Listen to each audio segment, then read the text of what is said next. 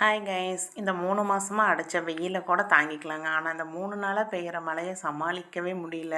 எங்கள் ஊரில் பார்த்திங்கன்னா வெயில் வந்தே 1 வாரம் ஆயிடுச்சு. எப்போவுமே ஜூன் ஃபஸ்ட்டுக்கு தான் மழை சீசன் ஸ்டார்ட் ஆகும். ஆனால் இந்த வருஷம் என்னடானா ஃபஸ்ட்டே ஸ்டார்ட் ஆயிடுச்சு. வெயில் அடிச்சிச்சுன்னா கூட ஃபேனு ஏசின்னு போட்டு உட்காந்துக்கலாங்க. ஆனால் அந்த மழை பெய்கிறப்ப ஒரு வேலையும் நடக்க மாட்டேங்குது. மெயினாக பார்த்திங்கன்னா துணி எல்லாம் குட்டீஸ் எல்லாம் வீட்டில் இருக்கிறதுக்கும் அதுக்கும் ஊறுப்பட்ட துணி இருக்குது. அதை துவைச்சி எப்படி காய வச்சு எப்படி எடுக்கிறதுனே தெரியல.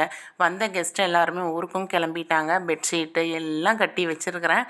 எப்போ காய வச்சு எப்போ எடுப்பேன்னு நினச்சாவே பயமாக இருக்குது.